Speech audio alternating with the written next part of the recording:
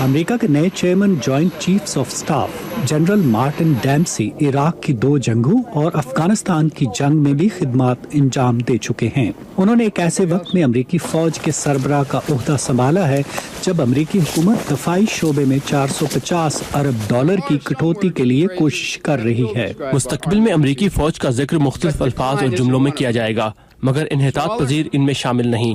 ایک ایسا ادارہ ہونے کے ناطے جو سیکھنے کے عمل سے گزرتا ہے، میں امید رکھتا ہوں کہ یہ ادارہ شاید چھوٹا اور مختلف ہو سکتا ہے، لیکن یہ دنیا کی بہترین فوج ہے، اور آپ یقین رکھیں کہ یہ وہی کرے گی جو ملک کے لیے صحیح ہے۔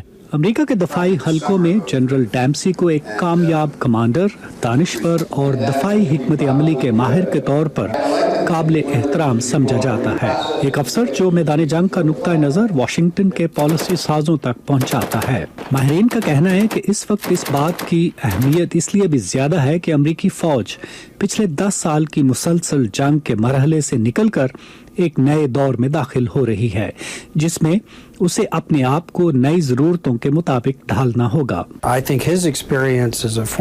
میرے خیال میں فوج میں مختلف عہدوں پر فائز رہنے کے تجربے کی وجہ سے انہیں بخوبی علم ہے کہ فوج کا معیار قائم رکھنے میں کیا مسائل پیش آ سکتے ہیں۔ امریکی فوج کے نئے سربراہ کا ایک اور بڑا چیلنج پاکستان سے پیچیدہ تر ہوتے تعلقات کو قائم رکھنا ہے، جو دہشت گردی کے خلاف جنگ میں ایک لمبے عرصے سے امریکہ کا اتحادی ہے۔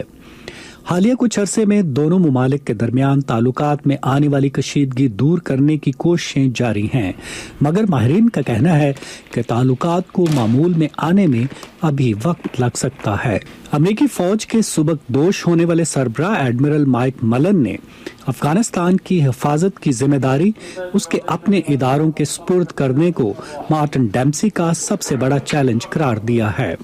اس عبوری دور کو تکمیل تک پہنچانا اور یہ یقینی بنانا کہ سیکیورٹی کے معاملے میں جو برتری ہم نے حاصل کی ہے وہ بدعنوانیوں یا قانون کی بالادستی کے فقدان کی وجہ سے ضائع نہ ہو جائے، جس کی وبا پورے افغانستان میں پھیلی ہوئی ہے۔ ہماری حکمت عملی درست ہے، ہمیں صرف اس پر عمل پیرا رہنا ہوگا۔ امریکی فوجی دستے سن 2014 تک افغانستان میں سیکیورٹی کی ذمہ داریاں مقامی فورسز کے حوالے کرنے کا ارادہ رکھتے ہیں۔ لوئس رامیریز کے ساتھ ندیم یعقوب، اردو VOA۔